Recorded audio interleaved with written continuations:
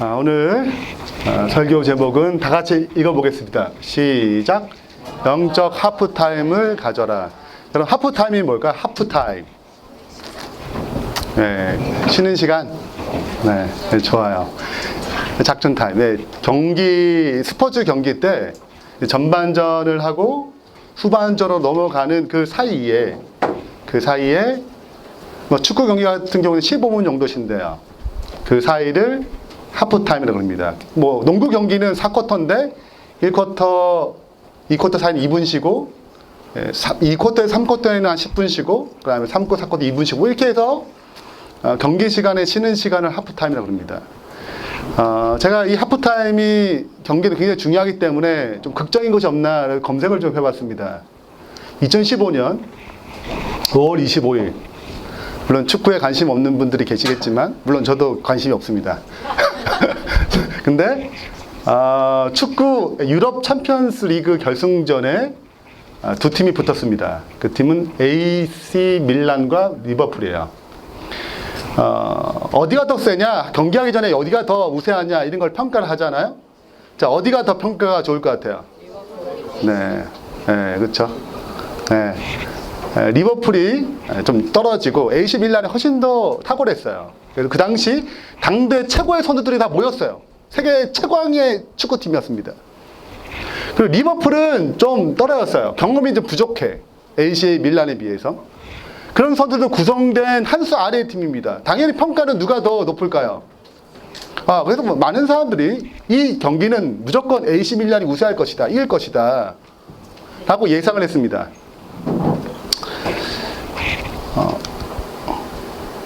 사람들 예상대로 드디어 이제 경기가 시작되고 AC 밀란이 초반부터 골을 넣고 막 나가는 것입니다. 네, 리버풀은 계속 끌려다녔어요. 네, 너는 결승전 오를 자격도 없다듯이 순식간에 전반전에 골을 3골에 넣었습니다. 네, 그 3대 0으로 전반전이 끝났어요. 네, 이쪽 3대 0 정도면 좀 가능성이 있을까 없을 것 같아요. 네, 가능성이 있죠. 근데 거의 느낌상 대부분 느낌상 특별히 이변이 일어나지 않는 이상 누가 이길 것 같아요? AC 밀란이 이길 것 같습니다. 15분 하프타임이 되고 감독인데 감독이 선수들에게 경기를 포기하지 말라고 격려를 했어요. 작전을 새롭게 짜고 15분이 지났습니다. 후반전이 시작됐어요. 뭐가 바뀌었어요? 일단은 작전이 바뀌었습니다. 새로운 전략으로 접근하기 시작했습니다. 그래서 여러분 5분 만에 3골 넣었어요. 5분 만에. 단 5분 만에 3골을 넣었습니다. 한순간에 3대 3이 된 거예요. 네, AC 밀란 얼마나 당황스럽겠어요. 3대 3이 됐고 마침내 승부차이까지 가가지고 리버풀이 이겼어요. 네. 그래서 하프타임의 기적이라 부릅니다. 네. 이길 수 없는 경기를 하프타임 어떻게 보내느냐, 승패가 달라진다는 거죠. 역전이 일어난다는 것입니다. 하프타임 때 뭐 할까요? 15분 동안. 네? 네, 그렇죠. 네, 3가지를 하는데 일반적으로 첫 번째는 일단은 쉬어요. 그래서 막 마사지도 하고 근육을 풀어야 되기 때문에 그래서 쉬는 시간을 갖습니다. 정신적, 육체적으로 피곤을 지친 그 선수들을 피로를 회복시키는 과정을 합니다. 그래 뭘 하냐면 사기를 끌어올려야 돼요. 네, 이기고 있다면 어떻게 계속 유지할 것인가. 지치지 말라고 얘기하고 지고 있으면 역전할 수 있다. 이게 사기를 붙도는 것이 굉장히 중요한 것입니다. 그 다음에 상황에 맞는 새로운 전략을 세웁니다. 이게 안 맞는 거예요. 첫 번째 전술이 안 맞으면 새로운 전술을 짭니다. 그래서 후반전에 들어가죠. 오늘 여호수아 18장이 바로 그런 내용입니다. 여호수아가 이제 다음 주면 끝나요.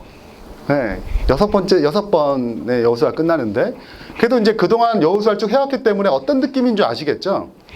자, 18장을 살펴볼 텐데요. 18장 내용을 좀 보기 전에 배경을 좀 살펴보겠습니다. 여호수아는 크게 두 부분으로 나누어져 있습니다. 24장까지 있는데 전반부 1장부터 12장까지 점령을 해요. 이 가나안 땅을 점령합니다. 네, 이렇게 이제 들어와가지고 남방을 전봉하고 이 북방을 점령하는 일로 1장부터 12장이 가나안 전쟁으로 진행됩니다. 이제 13장부터는 뭐 할까요? 점령했으니 땅을 분배합니다. 그래서 제일 첫 번째, 이 요단강 동편 세 지파, 므낫세, 갓, 르벤 세 지파가 분배를 먼저 받아요. 그 다음 14장, 15장은 이제 강한 지파부터 시작하는데 유다 지파 가장 먼저 제비뽑기를 해요. 14장, 15장 내용이고, 그 다음에 16장은 에브라임 지파입니다. 이스라엘 12지파의 장자는 누구예요? 르벤이지만 육체적으로는, 그러나 하나님이 요셉 지파에게 장자권을 넘겼습니다. 그래서 장자권이 갖고 있는 세 가지 것 중에 첫 번째가 재물의 두 몫을 가져요. 그러니까 다른 형제보다 재산을 2개 갖습니다. 요셉은 아들이 둘이 있어요. 므낫세와 에브라임이 있어요. 근데 차자가 에브라임인데, 에브라임이 장자 같은 역할을 할 거라고 예언합니다, 야곱이. 그래서 에브라임이 먼저 제비뽑기를 해요. 여호수아 16장이고 17장은 그 다음에 므낫세가 장자가 됩니다. 뽑습니다. 이게 17장까지예요. 자, 이렇게 잘 뽑다가 계속 뽑아야죠. 분배를 해야 되죠. 이게 계속 진행해야 되잖아요. 느닷없이 18장이 등장합니다. 18장의 내용은 이렇게 시작합니다. 다 같이 읽어보겠습니다. 시작. 이스라엘 자손의 온 회중이 실로에 모여서 거기에 회막을 세웠으며 그 땅은 그들 앞에서 돌아와 정복되었더라. 자, 말이 좀 앞뒤가 안 맞지만 일단 실로를 정복했다는 뜻이에요. 실로를 정복했고, 요 땅인데 요 땅을 정복했고, 그럼 이스라엘 자손을 온 회중을 다 어디 모였어요? 실로에 모이겠어요. 지금 한참 분배한다고 땅을 다 점령한 것이 아니고, 그 분배받은 지파는 남은 땅들을 정복해야 했어요. 점령해야 했습니다. 가나안 전쟁 아직 남아 있어요. 근데 그 전쟁을 뭐하고? 중단시키고, 자, 이제 어디로 모이라고요? 실로에 모이라고 얘기합니다. 그래서 원래는 이스라엘 백성은 전쟁을 길갈에서 했어요. 길갈은 위치적으로 방어하기 되게 좋고, 전략적으로 전쟁이 아주 요긴한 장소입니다. 그래서 길갈에 요충지를 두고 전략 기지를 삼고 가나안 땅을 정복했어요. 근데 이제 어디로 옮긴다는 거예요?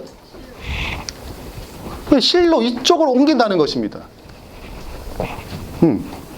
여러분, 이 길갈은 어떤 곳이냐? 요단강을 건너서 거기서 얻은 12개의 돌을 가지고 세웠어요. 기념비를 세웠어요. 하나님이 우리와 함께 하신다. 요단강을 기적처럼 막으시고 우리를 건너게 하셨으니 그 기념비로 놔두고 늘 하나님 우리와 함께 하시며 승리할 수 있어. 이런 장소예요. 근데 어디로 옮기는 거예요? 실로로 옮긴다는 거예요. 좋을까요, 나쁠까요? 네, 구분이 잘 안 가시나요? 길갈 실로로 옮긴다는 것입니다. 은혜의 기념비가 있고, 우리 여기서 전쟁에 승리했잖아요. 근데 승리의 땅을 버리고 지금 듣도 보지 못한 이제 실로로 간다는 거예요. 왜 그럴까요? 시대가 바뀌었어요. 전쟁의 시대에는 길갈이 필요했습니다. 요충지예요. 방어하기 좋아. 그래, 이제 땅을 뭐해서 점령했습니다. 이제는 소통을 해야 돼요. 12지파 다 찢어져 있잖아요. 그럼 한 곳에 모여서 회의하고 문제를 해결하고 이렇게 해야 되거든요. 그러려면 소통이 좋은 곳, 방어가 좋은 곳이 아니고 누구나 쉽게 12지파가 쉽게 올 수 있는 소통의 자리에 들어가야 돼요. 그러려면 한 복판에 들어가야 했습니다. 밑에 여기서부터 저기 제일 중앙에 실로의 자리를 잡았어요. 여기에 뭘 세웠습니까? 성막을 세웠습니다. 이제 여기가 뭐가 돼? 이제 중심지야. 분배의 시대, 이제 다스리는 시대에 길갈은 지나갔어. 새로운 시대가 필요해. 장소를 옮겼어요. 우리가 수도가 어디 옮겼어요? 행정수도로 뭐 이렇게 세종시로 조금씩 옮겨가 가잖아요. 그런 것처럼 요충지를 바꾼 것입니다. 시대가 바뀌었어요. 그래서 길갈의 방식으로는 뭐 할 수 없습니까? 이 분배와 다스리는 시대를 이길 수 없어요. 그래서 옮기는 것입니다. 제 3의 물거리 굉장히 오래된 책인데, 저는 억지로 읽었거든요. 네, 좀 교양이 있어 보이려고 읽었는데 여하튼 도움이 됐습니다. 3의 물결 여러분 많이 들어봤죠? 이게 도표인데요. 미래학자 엘빈 토플러가 시대를 세 물결로 나눴습니다. 제 첫 번째 물결을 농업혁명. 네, 농업이 이제 보편화되고 농업 중심적인 사업이 발달되는 거죠. 농업 사회입니다. 몇 년 걸렸어요? 뭐 수천 년이 걸렸다 그래요. 그 다음에 산업혁명을 통해서 산업 대량 생산, 산업혁명 이 물결에 오릅니다. 그래서 이건 수백 년이 걸렸다는 거예요. 농업혁명에서 산업혁명을 하는데 수백 년이 걸렸다는 것입니다.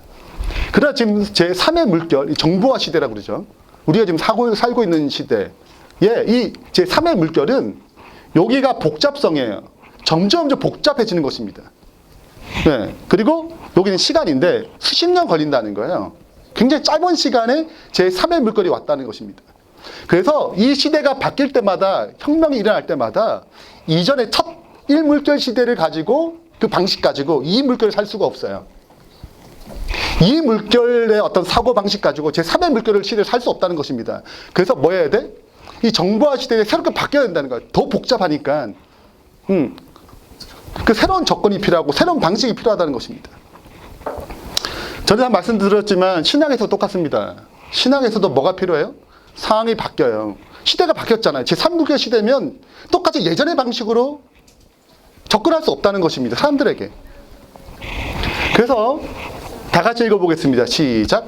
주님을 위해 수고하며 주의 사업을 이루기 위해 새로운 방법들을 고안해야 한다. 뭐가 필요한 거예요? 새로운 방법들이 필요한 것입니다.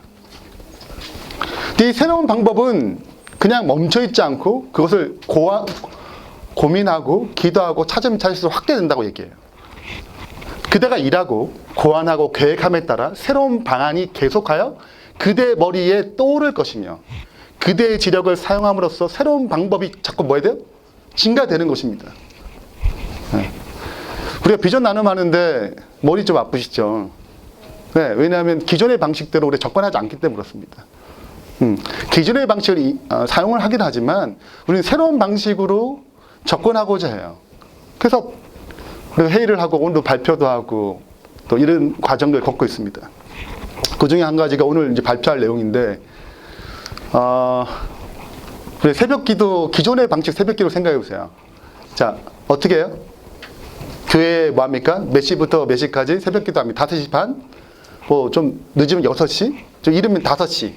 그래서 뭐예요? 이 교회에서 새벽기도를 합니다. 그럼 다 어디 와야 돼요? 교회 와야 돼요. 새벽기도를 하시는 분들은. 그럼 주로 어떤 사람들이 주로 올까요? 일단은 잠이 별로 없으신 분? 주로 나이가 젊어요? 많아요? 많으신 분. 아침에 별 일이 없는 분들 중심으로 소수가 모여서 예배를 드려요. 저는 좋다고 생각해요. 왜냐하면 이 매일 말씀을 보고 기도로 시작하는 것은 예수님이 그렇게 시작하셨고 우리도 본받아야 할 삶입니다. 그러나 이런 방식으로 우리가 너무 한계가 있는 거죠. 그래서 우리가 새로운 방식으로 이제 접근하려고 하는데 그것이 다음의 내용입니다. 첫 번째는 우리가 오프라인 형태에서 온라인으로 바꾸자 해요. 오프라인에서 온라인으로. 그리고 두 번째는 설교 중심에서 다수에 이렇게 모여가지고 설교하고 뭐 좀 나누세요, 뭐 기도하세요 이렇게 하잖아요. 저도 본당교회에서 일주일씩 제가 설교를 맡아서 하는데 이 방식이에요. 설교하고 각자 기도하고 그렇게 합니다. 근데 우리는 또 월간지가 있잖아요. 말씀 묵상 월간지. 그래서 말씀 묵상을 하고 소수로 합니다. 2명에서 4명까지. 세 번째는 특정 시간이 정해져 있어요. 우리는 다양한 시간대 5시 반부터 아침에는 7시 반 타임까지 대학생도 있으니까. 그리고 밤에도 가능합니다. 저희 집사람은 밤 쪽이기 때문에 밤에 또 하나를 열어서 진행하지 않을까 생각이 돼요. 그리고 특정 연령층이 대부분 있습니다. 그 나이층. 근데 우리는 시간대 워낙 다양하기 때문에 그 시대에 맞게, 그 시간에 맞게 가능하면 참여할 수 있다 생각이 돼요. 그리고 5번째는 이게 보통 개교회에서 국한됩니다. 일반적으로. 근데 여러분 우리가 제자훈련 받듯이 3명에서 시작했잖아요. 그 13개국에 1,500명이 넘게 우리가 이 사역에 제자훈련 사역에 참여하고 있습니다. 근데 이것도 우리 교회에 잘 정착이 되면 여러분 러빙타임이 장년들이 한 500명 정도 가까이 봐요. 네, 어린이들이 한 250명 보거든요. 그것만 750명이에요. 그 중에서 한 10분의 1도 채 안 되는 분들 여기 계시는 것입니다. 우리가 이 방식을 잘 뿌리를 내리게 되면 더 많은 사람들이 말씀으로 하루를 시작할 수 있다고 생각돼요. 그럼 대부분 말씀을 시작하는 거 알아요. 기도를 아침에 시작하는 거 알지만 실은 오랫동안 습관이 되어 있지 않으면 쉽지 않거든요. 처음 하시는 분들 대부분 잘 실패해요. 하다가 몇 번 하다가 뭐 하는 것입니까? 도중에 포기하고 계속 말씀 묵상 올가지만 계속 쌓여. 먼지로. 그래서 이런 부분들을 우리가 좀 도와주고자 여러분 원래 강한 지파가 사사기에 시작하게 보면 이게 나눠지잖아요. 이게 12지파 나눠지잖아요. 근데 그게 된 게 아니라 그 성읍이 점령이 어려우면 강한 지파가 항상 약한 지파를 도와줍니다. 네, 함께 정복하자고 그래요. 여러분 뭔가 정복할 때, 뭔가 점령할 때 강한 사람끼리 붙고 싶으세요? 같이 협력하고 싶으세요? 아니면 난 굉장히 강한데 쟤는 굉장히 약해. 어떻게 편을 먹고 싶으세요? 그렇죠. 우리가 보통 게임 같은 거 하게 되면 무조건 좀 잘하는 팀에 좀 서서 하고 싶잖아요. 근데 성경은 원칙은 다릅니다. 유다 지파는 가장 약한 지파를 내가 얘를 데리고 전쟁에 가겠다 이렇게 해줘요. 이게 하늘의 법칙이거든요. 그래서 우리도 말씀으로 혼자 하기 어려운 분들, 혼자 기도를 알아도 기도하기 혼자 하기 어려운 분들을 세워야 돼요. 이것이 기독교의 정신입니다. 이런 방식으로 우리가 소수로 진행하고 이것이 또 대가가 되어서 되면 또 하나의 어떤 말씀 묵상의 세계화가 일어나지 않나라는 생각을 좀 하게 돼요. 자, 근데 왜 지금이야 했을까요? 왜 지금? 좋아. 실로에 옮겨. 좋아. 실로 가야지. 새로운 시대가 왔으니까. 좋아. 근데 왜 지금이어야 돼요? 왜 이 타이밍에? 겨우 3지파 나눠졌는데 아직 7지파가 남아있어요. 뭐 좀 더 시간이 좀 가만히 좀 지내야 되지 않나? 더 많이 정복해야 된 다음에? 이런 생각이 들잖아요. 근데 갑자기 18장이 등장하거든요. 느닷없이 18장 1절이 등장합니다. 왜 지금이 했을까?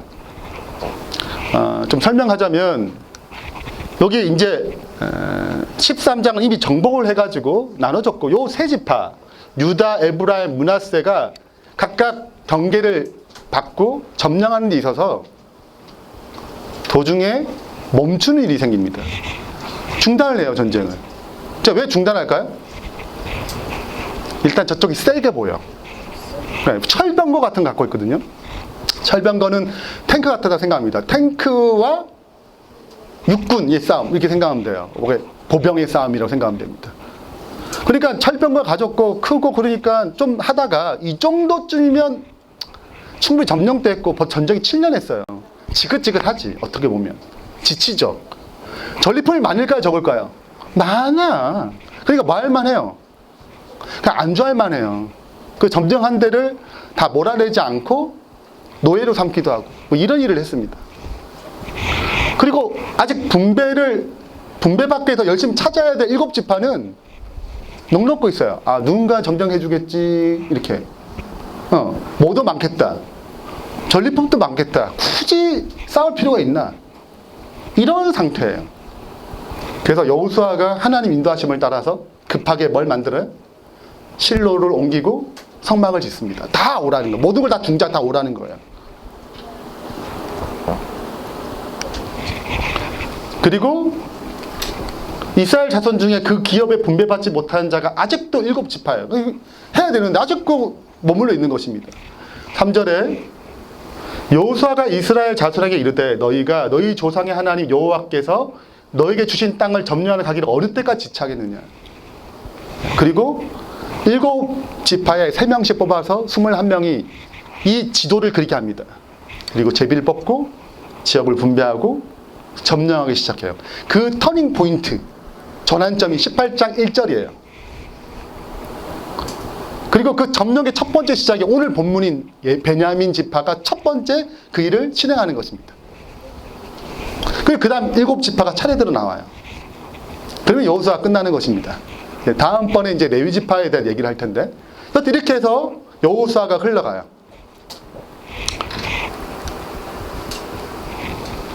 땅을 분배할 때 세 가지 원칙이 있습니다. 이미 땅을 분배할 때 예수님께 어떻게 분배해야 되는지 이미 말씀하셨어요. 이스라엘 백성에게. 민수기에 보면 이렇게 기록되어 있습니다.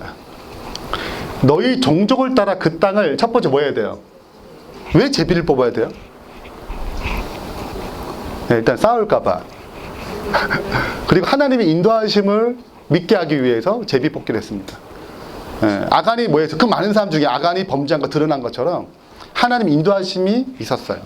제비 뽑기를 했습니다. 두 번째는 수가 많으면 많은 기업을 주고 적으면 적은 기업을 줘요. 뭐에 따라서? 인구 수에 따라서 땅을 결정했습니다. 두 가지 원칙이에요. 각기 제비 뽑은 대로 그 소유가 될 것인즉 너희 조상의 지파를 따라 기업이 받을 것이라. 55절입니다. 너희가 만일 세 번째 원칙이에요. 땅의 원주민을 너희 앞에 몰아내지 아니하면, 땅을 다 정복한 게 아니고 주요 성읍을 정복했기 때문에 아직 점령하지 않은 많은 가나안 땅이 있습니다.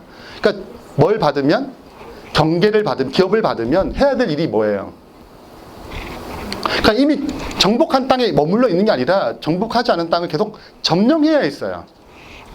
그래서 세 번째 원칙은 땅의 원주민을 너희 앞에 몰아내지 아니하면 너희가 남겨둔 자들이 너희 눈에 가시와 너희 옆구리에 찌르는 것이 되어 너희가 거주하는 옛 땅에서 너희를 괴롭게 할 것이요. 그러니까 너희가 지금은 좋을지 몰라요. 지금은 좀 힘이 세니까 노예를 삼을 수 있어요. 그러나 마침내 이것이 뭐가 되겠다? 너희의 가시가 되고 찌르는 것이 되겠다. 그리고 너희는 몰아내야 돼 라고 얘기를 해요.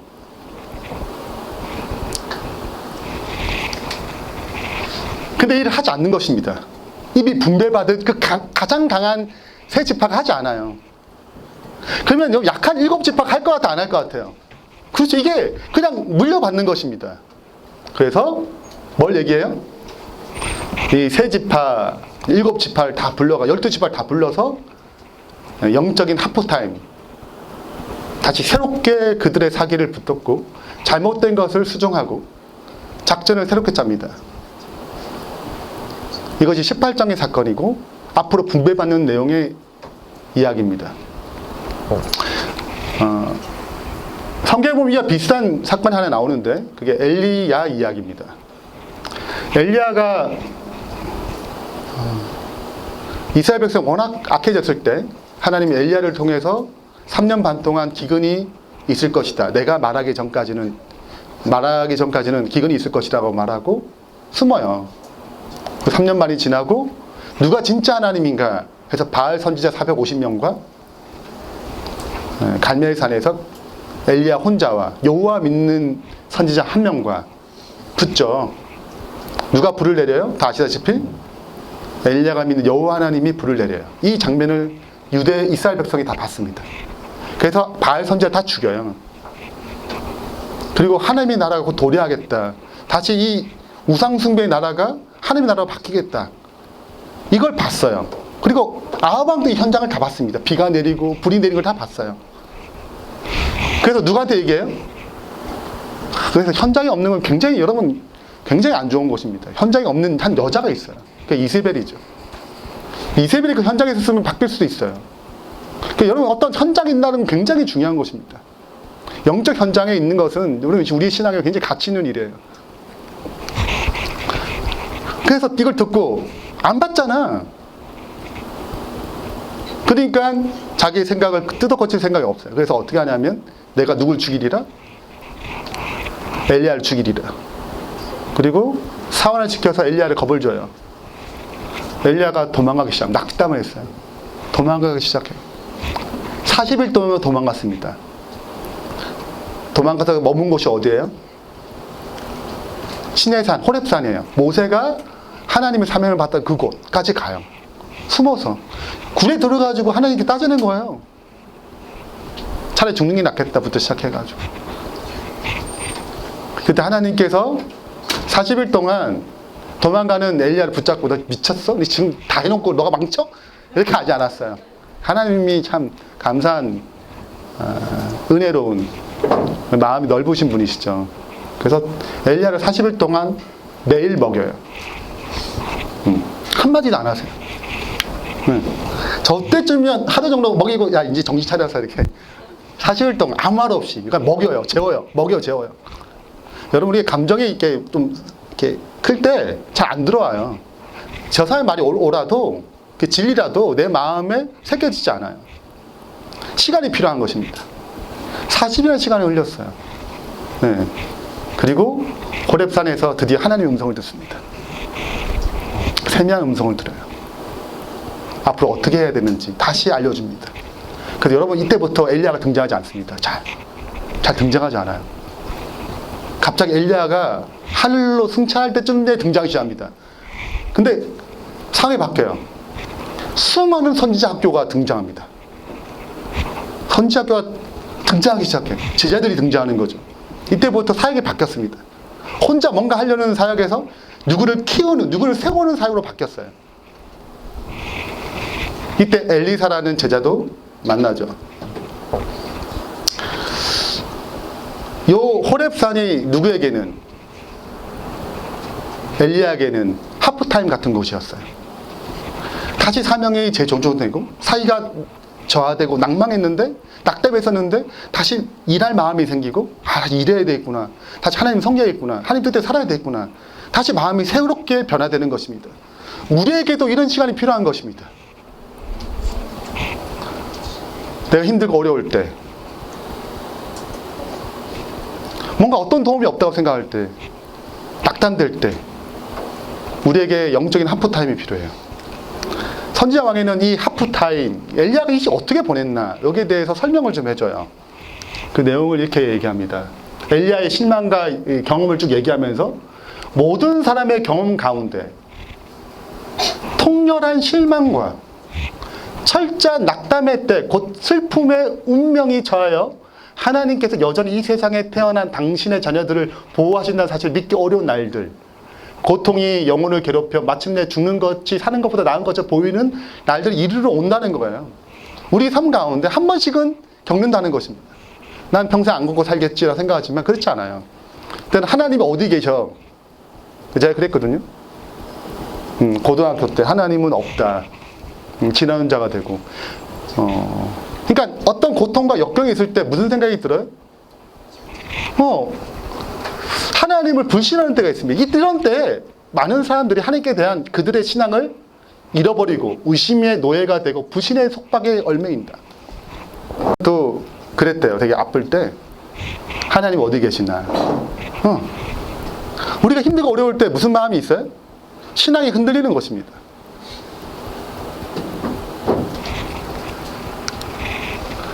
근데 만일 우리가 이와 같은 때에 영적 통찰력을 가지고 하나님의 섭리가 무엇을 의미하는지 분별할 수 있다면, 그 같은 상태로부터 우리를 구원하셔서 우리의 발을 영원한 산보다 더 튼튼한 기초 위에 세우려고 노력하는 천사들을 보게 될 것이다. 그리고 새 신앙과 새 생애가 싹트게 될 것이다. 만약에 이때에 어떤 영적 통찰력에 만나게 된다면, 어떤 그 하프타임 같은 영적 하프타임을 만나게 된다면, 새롭게 전환되는 어떤 계기를 만나게 된다면, 그런 하나님의 섭리를 이해하게 된다면, 내 고통과 어려움을 새롭게 바라볼 어떤 시야가 생긴다면, 우리는 새로운 신앙 가운데 들어가게 된다고 얘기하는 것입니다.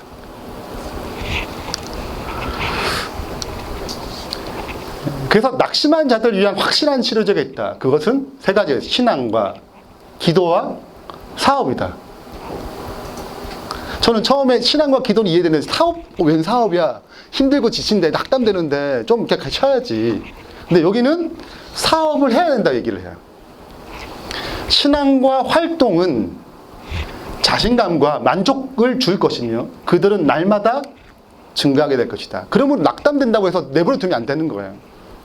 잠깐 감정에 어떤 연약함이 있지만 다시 뭐하도록, 활동하도록 이끌어야 되는 것입니다. 아니면 자기의 어려움에 매몰돼요. 자기밖에 생각 못해요. 활동하게 되면 사고가 바뀝니다. 생각이 바뀌어요. 이기적인 내 존재가 이타적인 사고로 바뀌어지는 것입니다. 나만 생각했던 것이 다른 사람을 생각하는 여유가 생겨요. 그대는 불안한 예감이나 심한 절망적인 감정에 빠지고 싶은 시험을 당해본 일이 있는가? 가장 암담한 날, 형세가 가장 험악한 것처럼 보일 때에도 무서워하지 말고 하나님을 믿으라. 하나님께서는 그대의 필요를 아신다. 그분은 전능하신 분이시다. 그분의 무한하신 사랑과 동정심은 결코 지치지 아니한다. 12지파는 누굴 바라봐야 했어요? 하나님을 바라봐야 했어요. 철병거 때문에 우리 못할 것 같다.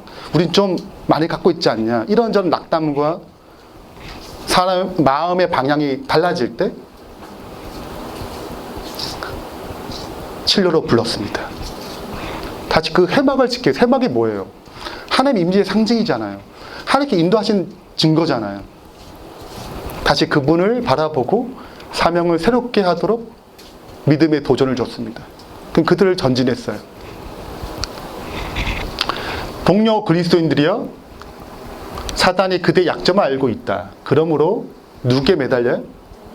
여호와께 매달려라. 하나님의 사랑 안에 거하면 모든 시험을 견딜 수 있다.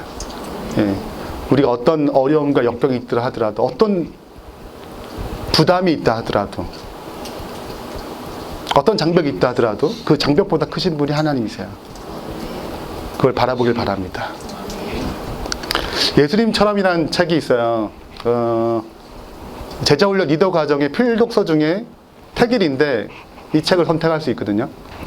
이 책에 이런 글이 있습니다. 제가 좋아하는 문구인데, 하나님은 당신을 소유하는 것으로 양이 차지 않는데요. 내 자녀네 그걸로 양이 차지 않으세요. 당신을 뭐 하길 원하세요? 바꾸길 원하신다. 당신과 나야 안락한 의자와 냉장고만으로, TV도 있어야 되죠. 또 뭐가 필요한가요? 자동차? 집? 그래, 그 정도 있으면 만족해요. 큰 집, 좀 이렇게 좀 넉넉한 어떤 재산, 이 정도면 좀 만족할지 몰라요. 그러나 하나님은 궁전에 못 미치는 처소로는 절대 만족하지 않으신다. 그분의 나라의 궁전에 못 미치는 것으로 그걸 만족하지 않아요. 나는 만족할지 몰라도 이 세상에 여러 가지 주는 안락으로, 전리품 많네, 이 정도 전리품이면 좀 살만하지. 그래서 사명을 다 내려놓고 멈출만 하다고요. 어머니가 자식의 눈물을 닦아주지 않고 그냥 둘 수 없는 것처럼 하나님은 우리의 삶을 바꾸지 않고는 그냥 둘 수 없다. 우리가 가장 사단이 좋아하는 말 중에 하나가, 저자는 이렇게 얘기해요. 절대 사람 안 바뀌어. 어떻게 바뀌어? 근데 그럴 줄 알았어. 이거 사단이 가장 좋아하는 말이에요. 하나님 뭐 하실 수 있는데, 그 삶을 넉넉히 바꿀 수 있는데, 우리는 자꾸 얘기하는 것입니다. 난 너무 많이 실패해서 난 안 바뀌는 것 같아. 누가 주는 생각에? 사단이 주는 생각이에요. 물론 개성은 바뀌지 않아요. 그건 독창적인 거예요. 지문이 독특한 것처럼 우리의 개성은 독특하게 창조됐습니다. 그러나 우리의 말과 행동과 성품과 우리의 마음은 변화되는 것입니다. 새롭게 되는 것이에요.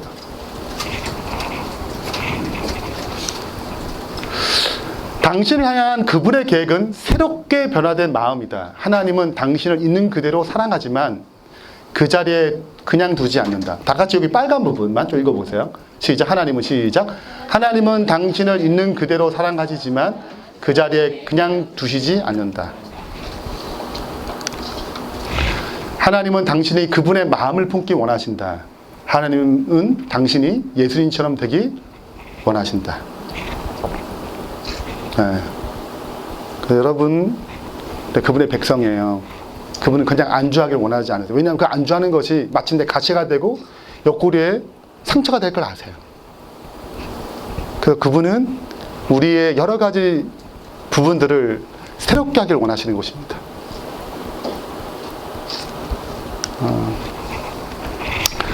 뉴스에서 한 내용이 한 1분짜리 영상인데요.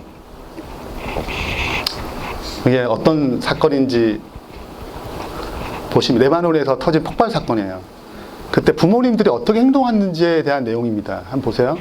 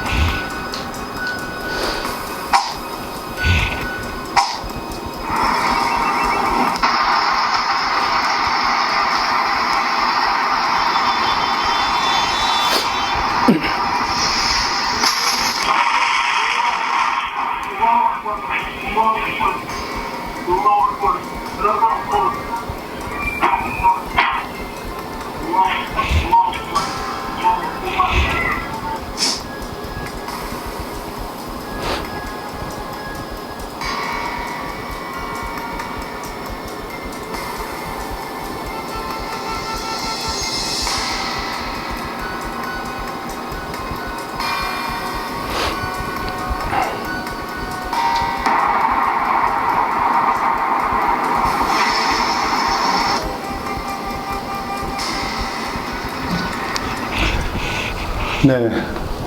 그럼 연약한 부모도 위기가 닥치니까 자기 아이를 안고 대피를 시켜요. 품에 안고 위험을 당하지 않도록 하는 것입니다. 근데 전능하신 하나님은 우리 부모보다 훨씬 더 능력이 많으시고 더 많이 사랑하세요. 세상의 위기 가운데 어떻게 우리를 내버려 두겠냐고요. 우리가 뭐 한다면, 그분의 품을 떠나지 않는다면 우리를 품으시고 위기 가운데 우리를 넉넉히 이기게 하실 것입니다. 뿐만 아니라 우리 삶을 변화시킬 거예요. 그러므로 오늘 여호수아 18장처럼 이스라엘 백성 모은 것입니다. 세상이 너무 강해서 두려워하는 이스라엘 백성에게 철병과 너무 커서 이길 수 없다고 생각하는 그들을 모으셨어요. 그냥 안주하고 그냥 이 정도 살면 되지 않을까라는 그들에게 모으셨습니다. 그리고 주님을 바라보라고 그랬어요. 너의 문제를 넉넉히 해결할 수 있다고 얘기하는 것입니다. 결론을 맺겠습니다. 제 첫 번째, 길갈에서 실로로 넘어갑니다. 장소가 옮겨져요. 왜냐하면 시대가 바뀌었습니다. 전쟁의 시대에서 다스리는 시대로 넘어갔어요. 그 상황에 맞는 새로운 방식이 필요합니다.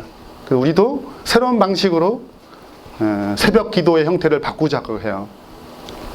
또 우리의 삶 가운데 끊임없이 새로운 방식, 새로운 방법을 연구해서 우리 시대에 맞는 가장 좋은 하나님의 지혜를 얻을 필요가 있다고 생각합니다. 두 번째는 상황을 반전시킬 만한 영적 쇄신의 시간을 가져야 합니다.